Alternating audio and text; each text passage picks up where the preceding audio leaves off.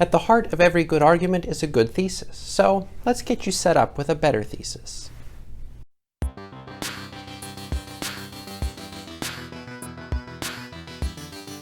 If you've spent any amount of time in a writing class, you've probably heard a thing or two about thesis statements, and there's a good reason for all that attention to your thesis. In a lot of ways, the thesis is like the power core of your argument. If you don't have an effective thesis, you won't be able to make an effective argument, and your paper will probably fall apart before it even has a chance to get started. So our goal today is not just to help you to write a better thesis statement, but more importantly, it's to help you to understand how to develop a stronger thesis.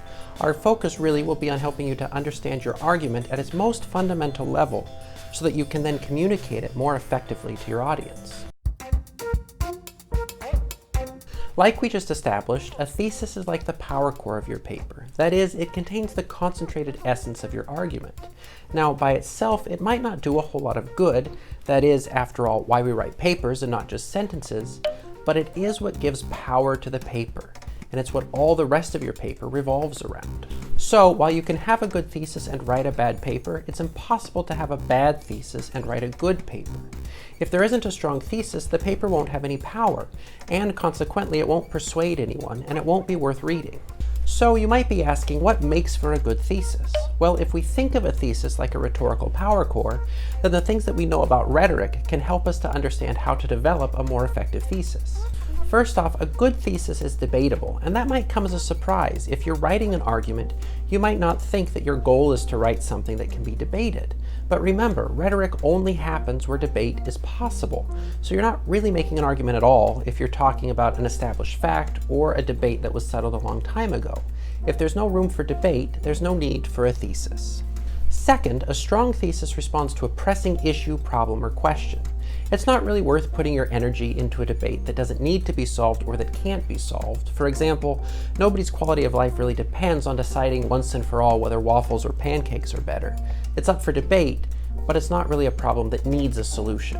A pressing problem or issue, in other words, is one that your readers are looking for a solution to.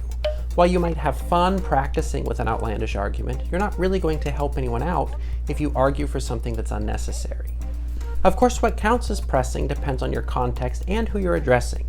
In general, the question of pancakes or waffles doesn't really need a solution, but it might if you're a restaurant owner trying to decide on a brunch special. And that leads us to a third quality of an effective thesis. It makes an argument to a specific audience. If all you're doing is shouting your opinion at the universe, you're not really working with a strong thesis. Remember, rhetoric is about getting people on the same page, so make sure that your thesis has other people in mind. That is, rather than just saying what you think, make sure that you're saying something to help your audience see why they should think in the way that you do.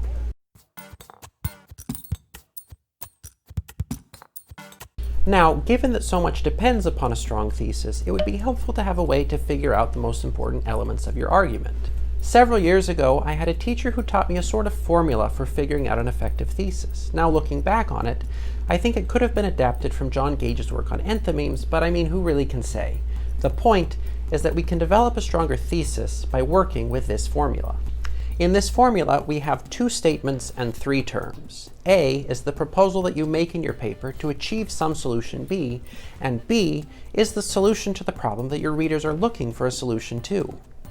In the second statement, C represents a direct consequence of A that will help you to achieve the solution B. This is valuable because usually B is complex and hard to work out.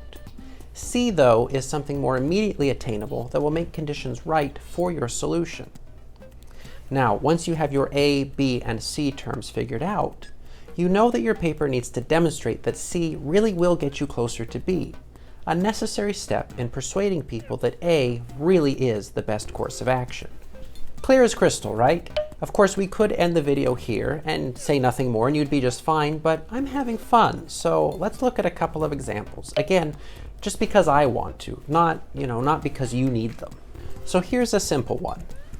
If this were our thesis, you would be arguing that subscribing to Writing with Andrew is the thing to do in order to achieve the solution of becoming a better writer.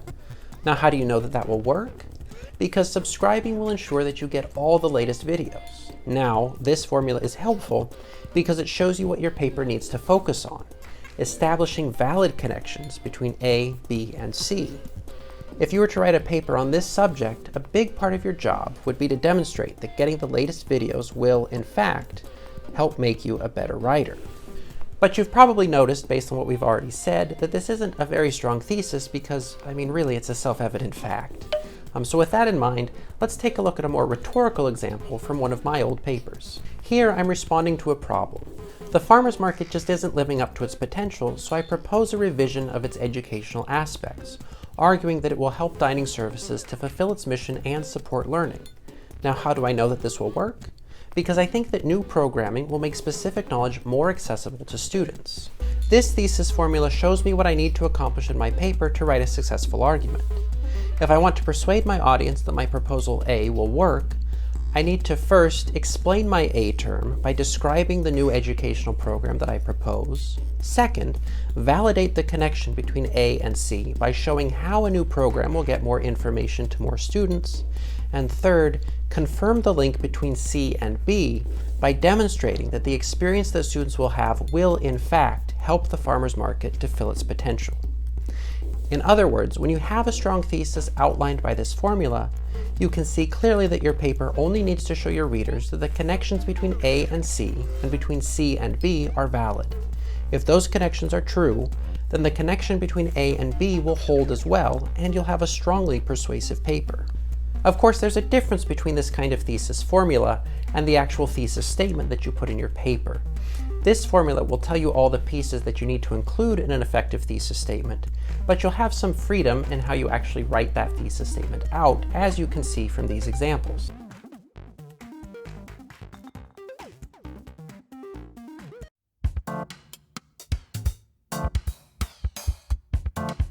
So there you have it, a formula for a stronger thesis and ultimately a stronger argument. When you're planning your paper, you want to make sure that you're powering it with the most energetic thesis that you can put together. As long as you follow the principles that we've discussed today, namely creating a rhetorically effective thesis, one that proposes a debatable solution to a pressing issue that your audience is looking for a solution to, and using our thesis formula to establish the main components of your argument and to plan your paper, you'll be writing powerfully persuasive papers in no time at all. As always, if you have any questions or comments or things you'd like us to discuss in the future, let us know. Show us a thumbs up and consider sharing this video with that friend of yours who has weak theses. You know the one. And with that, we'll be back at it next week. Ciao!